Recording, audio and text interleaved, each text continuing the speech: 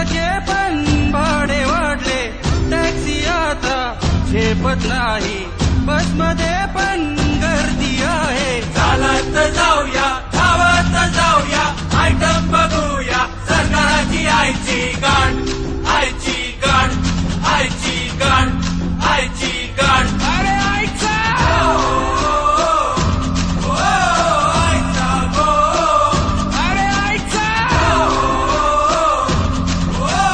आईचा गो, आईची गाण.